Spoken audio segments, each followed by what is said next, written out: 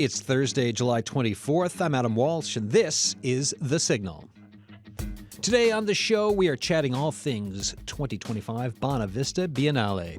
That means theme, string games this year. We're going to talk art, artists, organizers, and impacts.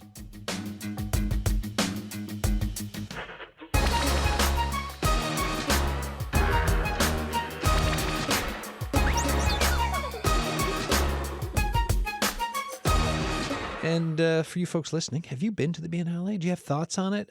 Get in touch. Dart us a note. The Signal at cbc.ca. You can text us 709-327-8206. Here's how it's going to work for the next hour. I've got two guests in studio, two on the phone, and I think we're going to probably call another couple. And like I said, the text line is open. Emails are open and ready for your thoughts on the Biennale. Here with me in studio, Brian Amadi and Daniel Rumbolt. Give us a little introduction, self-introduction. Daniel, we'll start with you. Self-introduction, if you could. Sure, yeah. My name's Daniel Rumbolt. I'm originally from St. Anthony, up on the North Peninsula. I've been an artist all my life. I've been working in arts administration for several years. I used to work down at Eastern Edge, and right now I'm the executive director of the Anna Templeton Center here in town. So, I've been juggling admin side and my own art practice for many, many years. And lately I've been into more traditional Newfoundland textile practices. How are things at the Anna Templeton Center? Oh, they're busy. Flat out? Yeah, we've got kids camps happening right now. A few available slots. Check out the website. Brian, what about yourself? I don't know if I can follow that up, but yeah, it's there's a stacked resume right there. I am Brian Amadi, as you said. I'm an artist. I think the title of artist is very all-encompassing. I am also a tattoo artist, spreading that out. I am also the executive director for The Art of Being Black, which is a Black arts organization that was recently established. We'll be talking more about that later, of course. A couple weeks, yeah. Yeah. And also an organizer, community organizer. I've been an artist and an activist for throughout my stay here in Newfoundland. Yeah. Excellent. All right. So, and you both will be part of the Biennale. Oh yeah. And we're gonna too. Oh yeah. Get on it. The art has to be done. And we're going to talk about that and some of what you're putting into this and how that is going to work. On the line, we've got Sue Balint, 2025 Bonavista Biennale Executive Director. Sue, how you doing? I'm doing well. How are you, Adam? Good. Hanging out, talking on the radio, thinking about the Biennale. Loved being there 2 years ago. And it was so much fun. It was a great experience. As Executive Director, how are things looking for this year? Well, we're in it now. Hi, by the way, Brian and Daniel. Nice to hear your voices. We're in it now. We're about 3 weeks, 2 days from our opening weekend, so things are really heating up and just making arrangements. We already have our first artist has arrived on the peninsula, and other folks will be arriving shortly, shipping everything in. Just getting things ready to go. It's a really exciting time, and also very busy, obviously. Yeah, as executive director, what are the things that you're kind of keeping track of and looking out for as this thing ramps up and lands? It's a lot of moving parts. Obviously, we've got about I don't even know. We have about 20 projects, which encompasses maybe close to 40 artists who are traveling into the peninsula. We have a big team. We'll be speaking with Rose as well. It's generally the Bonavista Biennale is myself and Rose year-round. Rose is our artistic director. And then the team ramps up quite incredibly. So we have an installation team that comes in to join us in early August. We have 2 program assistants who are joining us through a Canada Summer Jobs program, and all the artists themselves. We also, this year, because it's our 5th anniversary iteration of the Biennale, which is very exciting, we're making a special effort for opening weekend this year to also have a 2-day conversation series at the Garrick Theatre in Bonavista. So that entails another whole group of folks who will be coming in as panelists and guest speakers. And so we've booked up the town for opening weekend, August 16, 17, and 18. How long have you been attached to the Biennale, by the way? I know I asked you 2 years ago, but to ask me, I don't know what I did this morning, let alone 2 years ago. So remind me again. I came in April 2022. So the 2023 iteration was my first experience, and 2025 will be my second. And it's actually really nice to have been through the cycle once and really fully understand the full checklist, so to speak. So this time going into 2025, I feel a bit more prepared for what comes ahead. All right. Well, let's bring Rose into this. Rose Bouthillier is the artistic director. Hi, Rose. Hi, Adam. Thanks for having us. Oh, look, thanks for coming back on. Tell us about being artistic director and what you're putting into this year's Biennale, and perhaps we can dig a little into theme as well. Yeah, so as an artistic director, I work very closely with the guest curators for each edition. And so this year, Heather Gugliarte is joining us as the curator. Heather is an Inuk Newfoundlander and is now based in Victoria, but maintains close ties to the province and is being very involved with the art history here, particularly in terms of representation in Labrador and artistic and craft practices there. So Heather brings her creative vision to the Biennale. We collaborate together and select artists that are brought together around a theme. And this year the theme is string games. Why string games, and what are the many things that can mean? Yeah, I hope it's a concept that intrigues people. It's playful, but it's also a very interesting metaphor. That's kind of why we were drawn to it. It started with the artists.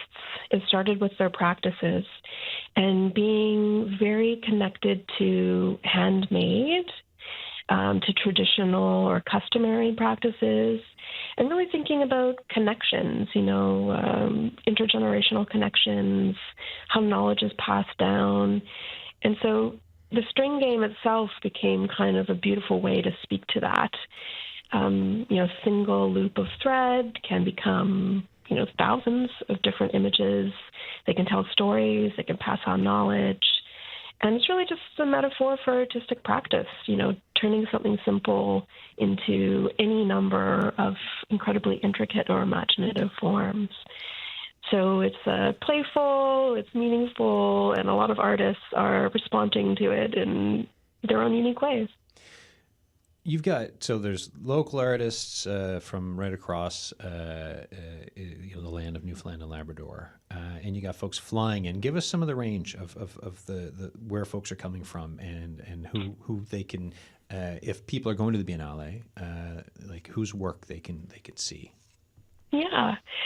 It's very important that the Biennale is rooted in Newfoundland and Labrador. So every iteration, about half of the artists are connected to Newfoundland and Labrador, based here or from here or grounding their practice here. And then the other half typically has come from all across Canada. But this year, we wanted to bring it to an international conversation. It was an interest that Heather and myself both had. And so we started thinking about different ways to connect Newfoundland to the world. And so we were really drawn to other locations that are either islands or circumpolar or ocean-based. So thinking about those resonances that could connect Newfoundland and Labrador with other places in the world. So we ended up inviting artists from Japan, Hawaii, Greenland, and Sápmi, Norway and Sweden. So there's an international contingent that is really exciting, and we're just looking forward to the dialogues that artists from here can have with others, their peers from around the world.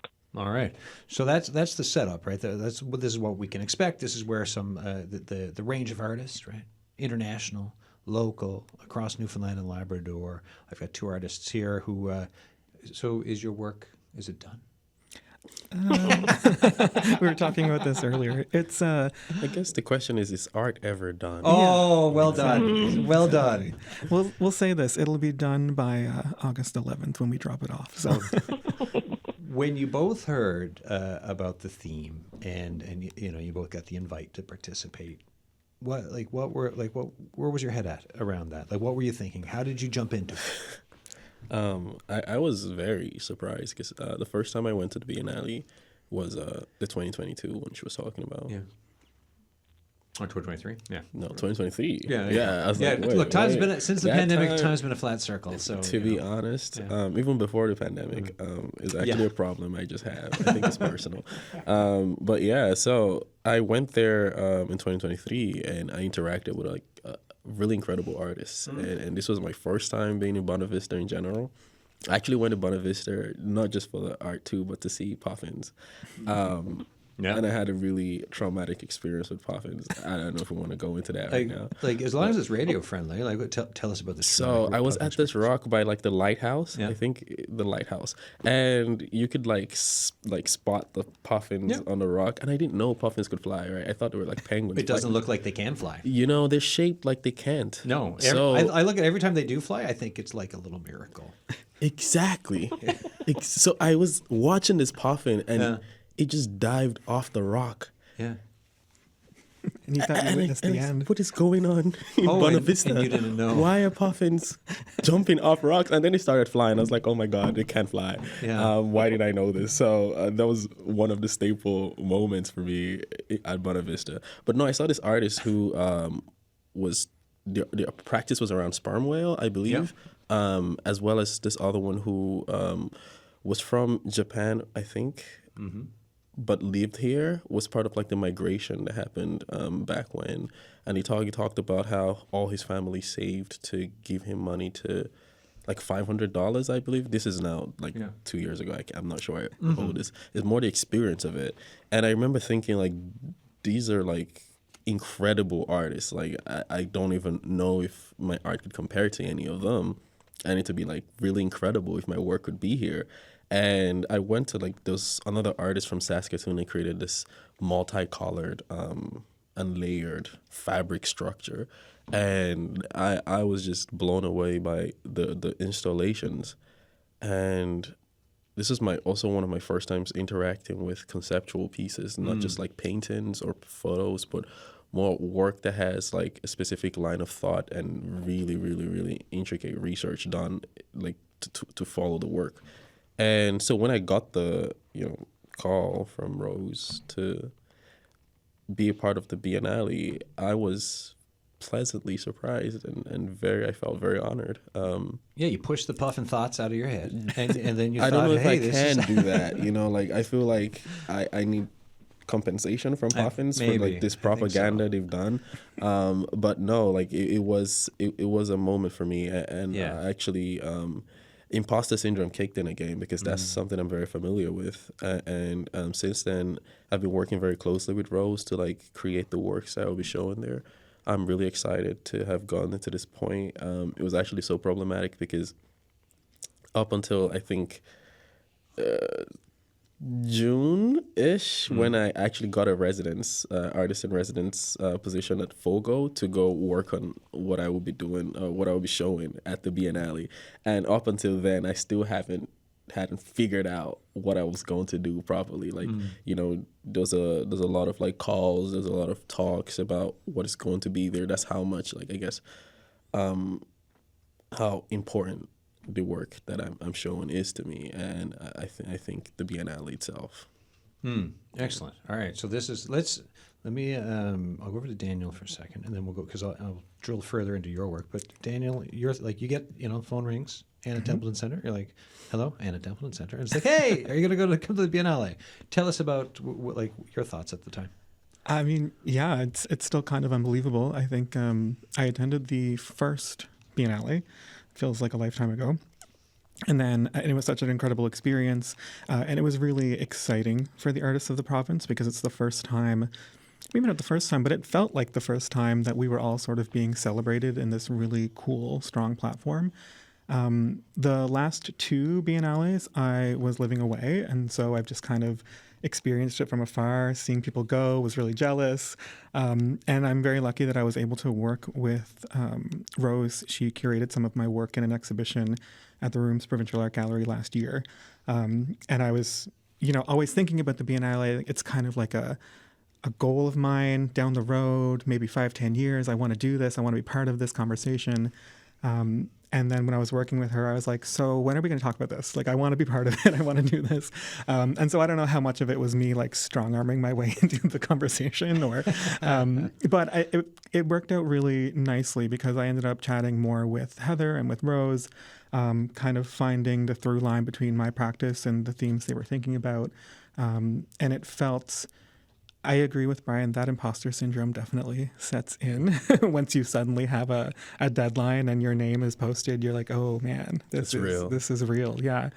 But I think just a lot of reaffirming conversations about how it's going to look, how the conversations are going to go. It's been such a supportive team. Feel really, well supported through the whole process. Rose, right? We've got a couple of artists here talking about being so honored to be part of this, but also imposter syndrome and everything else. Like, just wondering, any thoughts on the role of the Biennale for uplifting and bringing in upcoming emerging artists and like just their thoughts around it from what you're hearing? Yeah, I'm so glad that Brian and Daniel agreed to work with Heather and I on their projects for the Biennale. There's a lot of trust that artists give us, and we don't take that for granted. It's a very unconventional environment, so it's not creating artwork for a gallery. It's creating artwork for, in Daniel's case, a cliffside by the beach, and in Brian's case, like an outdoor exhibition in sort of like outdoor structures. So it's a process that involves a lot of conversation and collaboration, but it's really important for us to have an intergenerational array of artists. So we want to have artists that are emerging and put them in dialogue with mid-career and established artists. That's the kind of magic of these events, where you have intergenerational dialogue and artists are learning from one another. That goes both ways, across generations. And it's an opportunity for artists to maybe do something they've never done before. And that, that can be scary for anyone. When you're an artist that is sharing your work with the world, that can be a little bit nervous-making or vulnerable-making, I would say. But we are a friendly team. I think we've got a really friendly audience. And so much of the Biennale is about working outside of the typical art world structures that can feel really exclusive or exclusionary or precious in a certain way. The Biennale is about breaking a lot of those borders down. And so I think the artists can embrace that as well and feel a little less nervous. What's the learning curve like when you're inviting? Like, it's fine for folks who are used to it here, but when you're inviting people in from all over the world, and like it's not in a gallery. It's like you said, it could be on a cliff face or somewhere else, outdoors on the Bonavista Peninsula. Do you notice a learning curve with the artist and the art that they install when they arrive? Well, we try to definitely prepare people well in advance. I mean, that comes with the invitation. We usually say, like there's notes you send. Okay, yeah, like it's windy, by the way. You might need mitts, that kind of a thing. Okay. Yeah, no surprises. We try to eliminate those. But there is, if an artist isn't typically working in this way, there are different questions, to ask. Because we're in an unconventional space, not a museum, like we have different problems to solve in terms of shipping and caring for artworks and, just having artworks being vulnerable to the audience in a different way in addition to the environment. So it's all about dialogue and making sure everyone feels like fully informed and that the artwork is supported to the highest degree it can be in this unique context.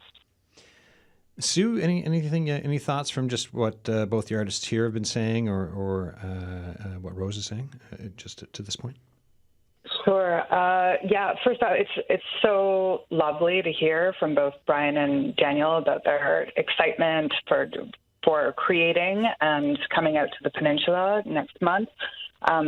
Really lovely. Something that I talk about a lot when I'm representing the Biennale is about this concept of the democratization of art, which I think is something that we really offer audiences and visitors who come out to the peninsula to experience these like very unique pieces in natural environments and heritage buildings. And for sure, I think it's a really beautiful prompt for artists who are willing to work outside of a so-called white cube of a gallery space to create something at a different scale and in a different environment that they're usually invited to create for. So that's always very exciting to see, and I think this aspect of the conversation also makes me think about other unique things that the Biennale offers to visitors. For example, we have a lot of local residents that join us as site ambassadors who work with the artists, who experience the installation, meet the artists when they're on site, and then for the months after that, represent the project after the artists have gone back home. And the stories that they tell and the stories that they absorb from visitors as well.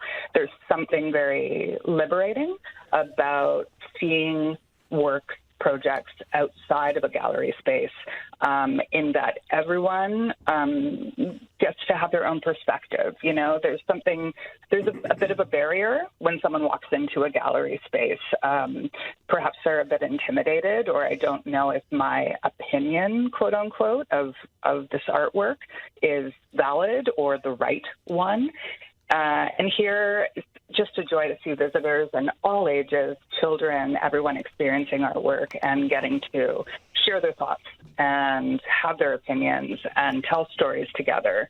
And that's really satisfying for us to be able to offer communities. Oh, I completely get that, right? Like, you walk into an art gallery and it's kind of like, oh, there's a lot of fancy people around here. Are my thoughts the okay thoughts to have around? And it's like, yeah, of course they are. You're a person too. But it can be intimidating. But then if you're in a spot where you're not paying a toll at each, or a bill at each entrance fee at each installation, and it's just there that you can walk around or cycle around or drive around and check things out, it just makes things. I feel like there's more. People feel there's more permission to think and explore and feel attached to something that way, perhaps. Absolutely. And I think there's there's an aspect of discovery with the Biennale. It's almost like an art scavenger hunt, Yeah. It really is. And folks have their site map, and we have passports that our site ambassadors can stamp at each of the sites. And people want to collect them all and see everything. Yeah. No, I think, was it 2 years ago with Billy Gautier's piece, right? Like it was in, you're just wandering around, you wander into this little spot and you're like, oh, there's this beautiful carving from a whalebone. And it was so striking. And you wander around a corner and all of a sudden there it is. Absolutely. Let's go to the phones for a second. We've got Sarah Baikie on the line. I believe we're reaching you in Rigolette. How you doing? Good, thank you. Good. So how's Rigolette today? Pretty good.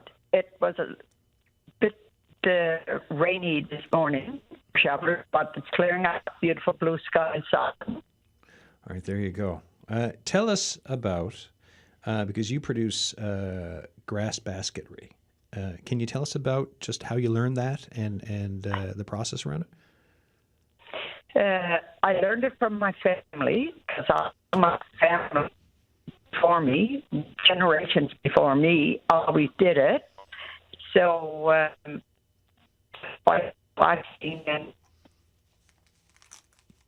and it's a part of my history. Something's always there. And the process is you got to be able to pick the grass, first of all, like when it fades. Time, like now grass is faded, although the sowing grass, we always call it, seems to be later than what would be near that type of grass. So then you gather it and dry it and store it in bundles until you need to sew. And then when you want to wet it in some water, and it might be a day later, or sometimes it could be more than a day when it's able to be able to be used. Sarah, we're having a little trouble with the phone line. I'm going to put you back to John Pike and Arlette for a second. We're going to see if we can iron out the phone line. Just give us be patient if you could with us, please. Sorry about this, but we're going to check it out. So 1 sec now. All right, so that's Sarah Baikie there on the line. We're going to see what you can, we're getting out the old radio iron here on the signal today and trying to iron out the phone lines. John, are you guys going to take that back just to see if, we got it. All right, excellent. So while we check the phone line here with Sarah, I asked you both how you were doing with prep, right? And you kind of talked about, the process. And is art ever really finished? Right? Exactly. See, Brian, I was paying attention to you there. That's wonderful. Tell us a bit more then, without giving it completely away, and but just what are you around string games? What are you pushing for with your installations that you're preparing? Daniel? Okay, I'll start. Yeah, sure. I think when it comes to the theme of string games, or at least part of my work is quite literal. I'm making a traditional fishing net, and that's something that is a skill that was in my family for generations. Not that I realized that until a few years ago, to be honest. I started making fishing nets on my own, sort of self-taught books, YouTube videos, things like that. And then I was visiting my Aunt Judy, who lives in Ontario now, originally from Labrador, southern Labrador. And she was watching me make nets, and she was so confused, and she said, "Why are you making them like that?" I said, "What do you mean?" I'm making them. How else would I make them? Yeah, she's like, "Well, that's not how your pop made them." And I was like, "Oh, okay, cool." So there's this lore I don't know about my family history. And he was a fisherman, a net maker. He mended nets. And so, he passed away when I was like 4 or 5 years old.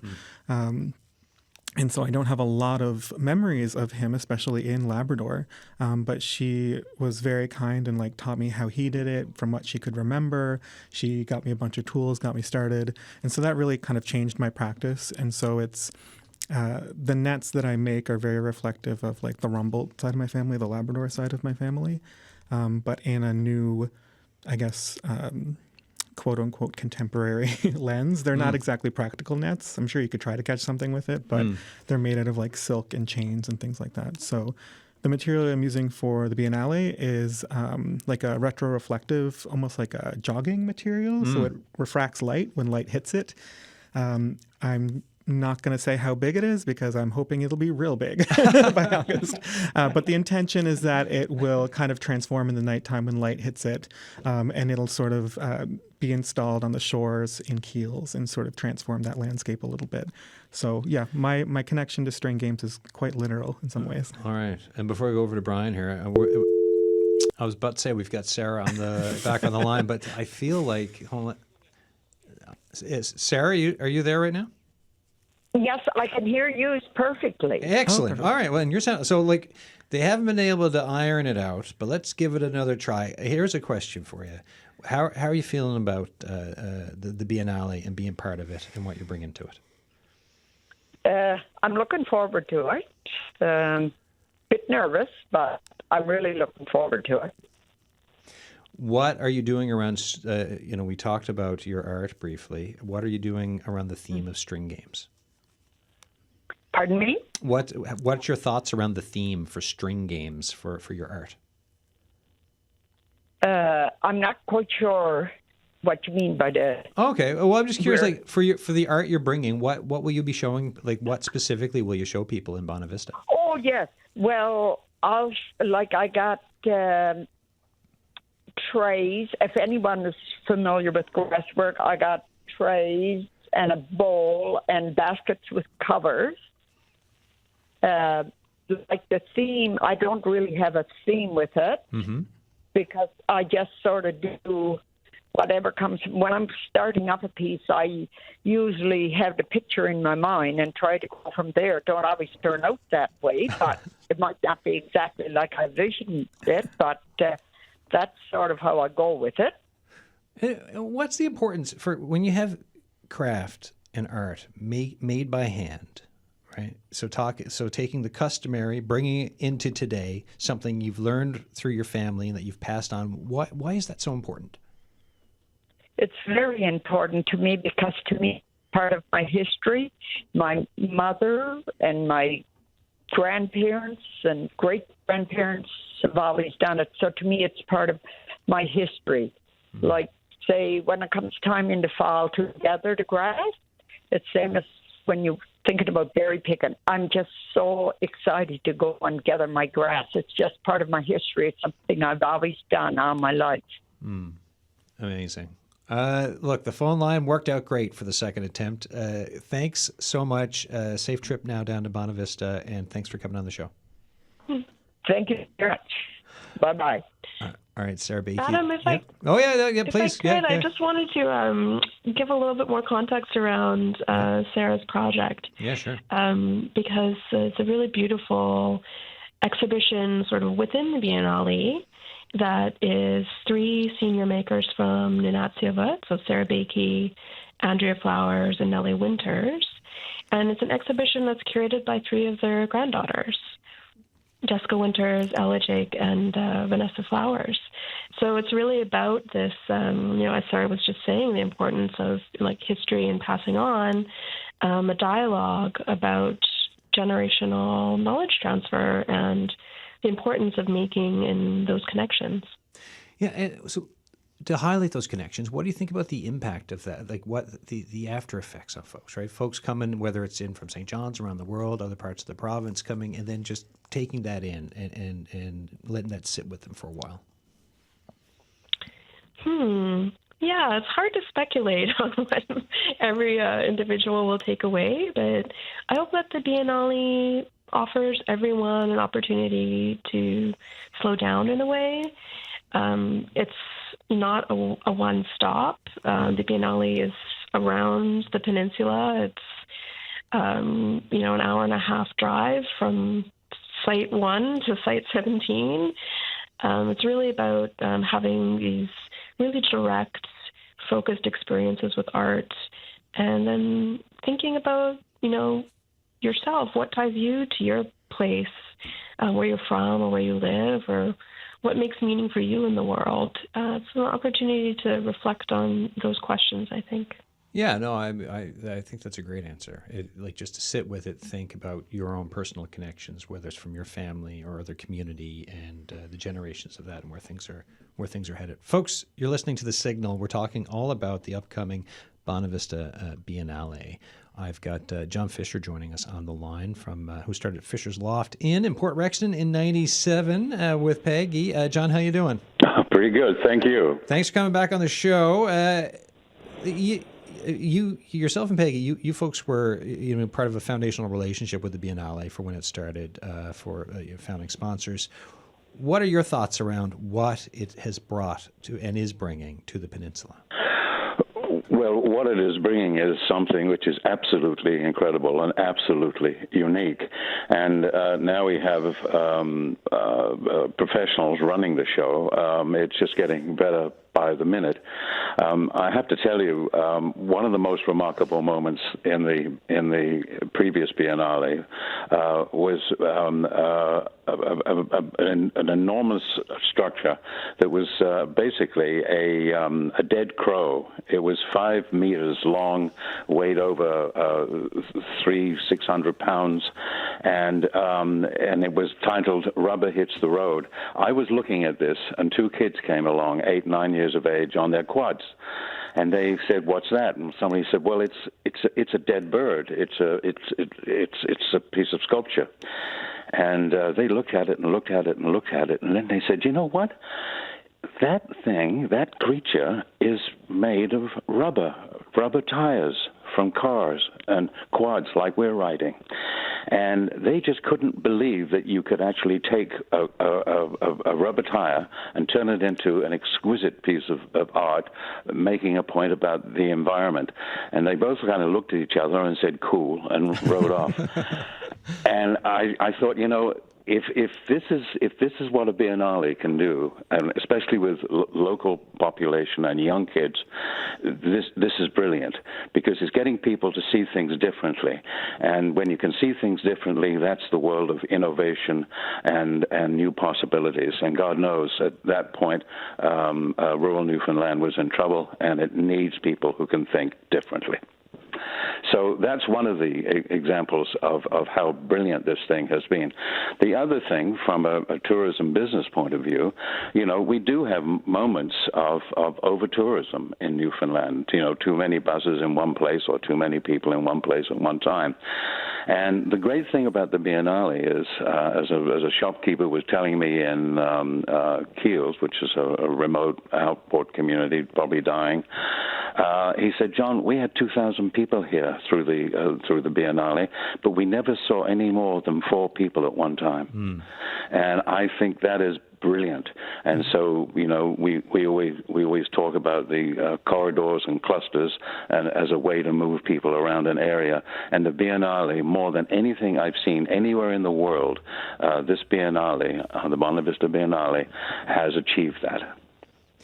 That's quite something, right? When we talk about looking at rural Newfoundland and Labrador and ways to give things boosts, given the demographics and some of the population sides of things, but then tourism in what you're saying is a responsible way, and then to see this thing grow. How for you looking at things this year compared to in 2023, how are things kind of shaping up? Well, things are shaping up, but partly because we have the Biennale, and then we have the Trump bump, of course. It's great because Canadians are suddenly seeing their own country and realizing that we have a lot, and that's why things like the Biennale are so important. I mean, I moved here almost 40 years ago. Our family moved here almost 40 years ago, and we came from the land of the Newfie joke, and it was so terrible and so embarrassing. And when you get here, I might have 2 or 3 things that I can do, but I ran into men and women who could do all kinds of things because they're descendants of survivalism. They had nothing. And what you realize is that literacy is about how well you function within a given environment. It's not about reading, writing, and arithmetic. It's about how you manage your environment. And we have some of the cleverest, smartest, most resilient people that I've ever met in Newfoundland. And I wanted to get that word out. And in a strange way, and an almost disconnected way, the Biennale does that. It talks about the intelligence, the creativity, the imagination of a rural place. And we wanted that very much to be stamped on people's minds. Anything else before I let you go? No, I could go on forever. All right. John Fisher, thanks so much for coming back on the show. Thank you, Adam. All right, folks, that's John Fisher there in Port Rexton. Let me go, before I go to Brian to talk about his art, I'll just go to the 2 folks on the phone. Sue, Rose, any thoughts on what John was saying? It's really great to hear. I think that John has a really unique perspective. Adam, you and I were talking about this yesterday in terms of being manager and founder of Fisher's Loft in Port Rexton. The tourism aspect, we as the Biennale, a lot of our funding actually comes from cultural economic development from the government of Newfoundland and Labrador. Of course, we have a lot of other generous arts funders, Arts NL, of course, and Canada Council for the Arts. But a lot of our funding does come from this aspect of job creation, of tourism, of economic development. And even, in the years that I've been in Elliston, I just the growth is huge. And, I do have a mindfulness around also maintaining the health of the peninsula and our relationship with the local communities and folks that are living there year round, and balancing that with tourism is always a really tricky dance. So there's a lot of thought that has to go into that, and how we, when we're working with local communities and where we choose our site selection each year, this is also where people live, and we need to be really mindful that we're supporting local businesses, and also making sure there's only, as John said, only 4 people coming at a time, and parking on your road right outside your house. It's a tricky balance. Brian, any thoughts on what you've been hearing, or do you want to dig into your art a little I bit? could listen to that man talk. John Fisher's a great man to listen to talk. He's got with the accent and and his points that he makes. He's very easy to listen to. Everything just sounds so official. I could believe whatever he says. And I actually love how he put that. Going to the Biennale and being able to experience this different version of creativity that would not exist in that. I would never have been to Bonavista without the Biennale being a thing. Not because I'm like a street kid, like a city kid, right? Because I grew up in Lagos, Nigeria. About like 20 million people. I never had any reason to leave except to go to like my mother's hometown or my father's hometown. Here in St. John's is not that much people for me. So like going out of St. John's, I don't expect to find any more people out there. And so like having such an event as the Biennale, gave me a good reason to be able to go out to the Bonavista. And like Rose was saying, like there's a lot of slowness there, There's a lot of, you can hear yourself think, you can experience things not like on your way to something else, but like just being in the moment there and taking in, works that have been created, taking in the sights, the surrounding. I saw a moose on my way there. That was, I think, the first time I saw one. So like it was a high actually. I was like, is that a horse? Oh my God, that horse has horns. Did the moose go jump into the water too? No, it didn't. There was no artistic. I was not impressed with the moose's creativity. Just sort of ate grass. I'm like, I expected you to do that. Yeah, you're like, yeah. As far as a moose goes, it was mid. It was regular, yeah. But giant ass horse, I enjoy that. Mm-hmm. With regards to like you were talking before, the concept of string games. I think when I think of that, I think of this like intergenerational knowing, transfer of like knowledge from one generation to another. Because there's a thing about like the games I did this back in Lagos. Like when this was mentioned here, I was like, oh, y'all did the string games thing too, right? Because what we used was rubber. Funny enough, we used rubber to like create shapes like butterflies, webs, and it was one of those engaging games where I don't know who taught me. It's just something you sort of just knew and you just did because everyone around you was doing it as well. And so I think of like this like transfer of knowledge from one generation to another, because every other generation before mine had done it and after mine as well. And so the works that I'm creating is also related to that. Again, I'm going to say this again, intergenerational knowing, being able to push boundary seeking. Because I think what we're doing on Earth is seeking answers in one shape or another. We're going after experiences that gives us answers to something. We're trying to create a better world to exist in. And with that concept of better world, that's what my art that I'll be showing is related to. It's the work we created last year with the Art of Being Black, a Black arts organization that's the only institution here to support Black artists predominantly, and it got established. Like I was gonna say yesterday, but last year. Last year, in the process of creating this work, this was the project that actually led to the establishment of this organization. And what we did was we traveled around St. John's at first during Black History Month. For like 28 days. We created 28 images. So every day we were going out. Creating images, creating works, and later that year we traveled around Newfoundland doing the same thing. And what we did was we put a Black person in comfortable costume, maybe even extravagant, and we designed the surroundings to cater to that person, to the black person. And why we did that was to say that, black people belong in Newfoundland. I was having a conversation with a friend, and they were shocked that I would be remaining in Newfoundland, like, after all this time, because I've been here since, like, 2016. And they were like, kind of like, when are you going to leave, kind of thing.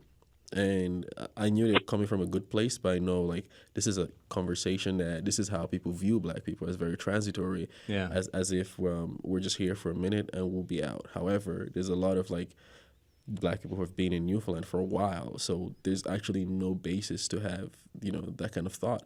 And do black people leave a lot of times when they come here? Yes, but also because they're expected to. There's no space created for them. And so this is what I was speaking to.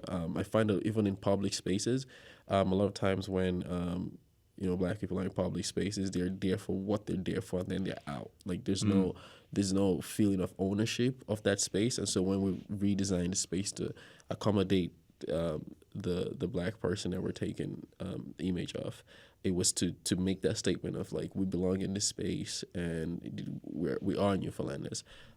We did this in the Parliament, Confederation Building, Government House, Colonial Building, places that held, like, significant esteem that we felt belong to everyone, including black people. So this is around what I created my works at, and my work is very political.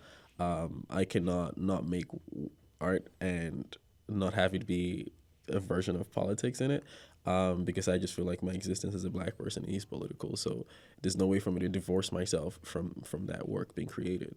So then, from what you're saying, and from what you've heard about Daniel's art, and when we heard Sarah Baikie on as well, and you have that word intergenerational that you've used, which I think applies to everyone we've heard from today, and then you think of the word community.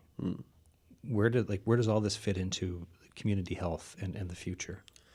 I think with regards to what everyone said here today, it's a matter of everything we do and everything we are needs to have a space to exist, right? Daniel talked about his practice being something that your grandfather has done as well as Sarah, her practice being something that's always been done. So holding space and room for something that should exist, something that we feel the pull to do. I think when I think of community, that's what I think. I think supporting each other to make sure all of our different interests and all of our different personalities and all of our different creativities is held. Because I think creativity is about, again, like searching and pushing the boundaries of work. I feel like the creative is a person who finally, like, realizes what everyone is saying in society.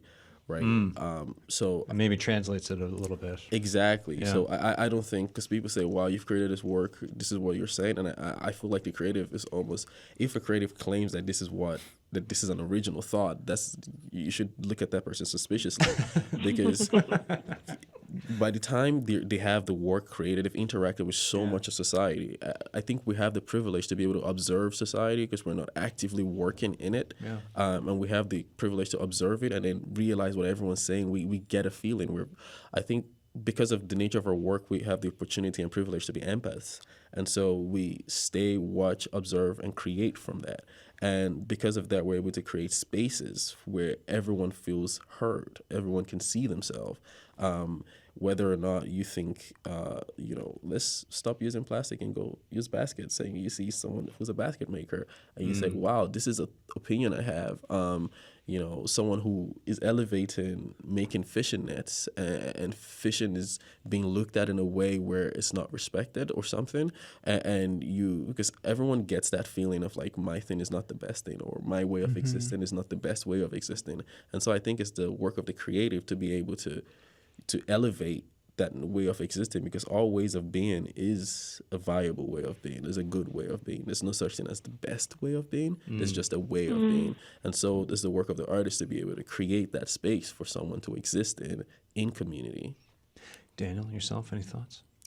I mean, I just don't want to say ditto, but I Finger really, guns. yeah, what you said really resonated with me about, as creatives, what is our role? And I think you put the nail on the head where our role is to create access points for people who may not necessarily feel seen or represented. And I think here in Newfoundland and Labrador, for generations and now more than ever, we have such a variety of identities and a myriad of experiences that we're all trying to represent through art, through how we live, through how we work. Like my work itself, yes, I'm sort of representing traditional techniques. I'm also queering the spaces that I inhabit, whether that's inherent or deliberate in the work that I do and how I talk about things. And so I think one of the important roles of the Biennale is to sort of curate and gather these people who are not only being self-serving and saying like, oh, this is our art, this is a great platform for me. It is. Don't get me wrong. It's a wonderful platform, but it also creates a space where, going back to that the story that John said, 2 kids will see artwork and they'll suddenly think of things differently. And maybe they went home and said, we can't throw out our tires. I want to make something out of it now. Or, you know what I mean? You don't know where these conversations are going to grow and how it'll sort of spark change in the community. And it's not about, that's the intention. We're going to come in and change this place. We're going to go in and celebrate this place and create opportunities for people to be themselves and to experience new things. Yeah, and share perspective. Sue, great, a couple to think of all the artists who are going to be at this and to hear these perspectives today, and this is just like a small slice. Your thoughts on what you've been hearing. Mm-hmm. I just think it's magical. I love hearing this. I think the most satisfying aspect of this is like emboldening artists to create for these specific environments and to see the joy from visitors that are coming. We've had a huge increase in our visitorship or our attendance since 2017. In 2023, we saw nearly 20,000 people. And I love this for everyone who's able to experience it. Rose, what about yourself? Yeah, I think it's just nice to have this time, 3 weeks before we open, to reflect on what the work we're all doing really means. I really value that. And just really looking forward to making the magic come to life again this year. We're almost out of time. Any final words, Rose, just about what's to come, or any messaging for folks? Any final thoughts? Yeah, just check out our website. In addition to all of the exhibitions, we've got a lot of programs happening, opening weekend and throughout the month-long event. And we're accessible to answer questions, to help folks, plan how they're going to experience the Biennale. There's some suggested itineraries on our website because it is a big undertaking if you want to see everything. Yeah. And just send us your thoughts too. We're always curious to hear from visitors and just really welcome everyone to feel like they're a part of the conversation. Brian, as you, we've talked about your art, just the look ahead, what are your thoughts now as you approach the Biennale for final thoughts for today? Like I said, my work is very, I consider it political. I don't consider it political. People consider it political. I just feel like I'm just saying what is there. I'm not making stuff up. But I would like to see people encounter it and the thoughts they will have from it. I'm going to be on sites, having conversations with people about what I've created, literally just standing on business. And I would like to see how that, the community receives it, because it's one thing to have conversations with people in St. John's where there's much more visible diversity, but to go out to Bonavista and have those same conversations, I would like to learn from it and see how I can present work better. That would, because at the end of the day, what I want is, I guess, a stronger and united community. And I think as an artist, I also have the responsibility to make sure that the work is not, I guess, aggressive. Yeah. And aggressive in a way that people can engage with it exactly how I want people to engage with it, and exactly how we're creating results that I want, the creating results that I can see people in the community reflecting on, and people in the community also teaching me from, so that's what I'm kind of looking forward to. Daniel, final thought, 15 seconds. Oh my God. Yeah, I mean, I just want people to speak to us. I want people to realize like this is such a cool opportunity. We talked about that white box, the white walled gallery. This is not what this is. Like we're around, we want to have conversations about our work and we want to get people excited about it. All right, folks, thanks so much for this. The Biennale on the Bonavista Peninsula, August 16 to September 14 this summer. It's coming up. That's it for today's show. Looking ahead to tomorrow, we are having a housing discussion. NL's community housing stock is far below the national average. Housing advocates are pushing for more investment into affordable units. We will drill into this story with local and national perspectives. Cheers.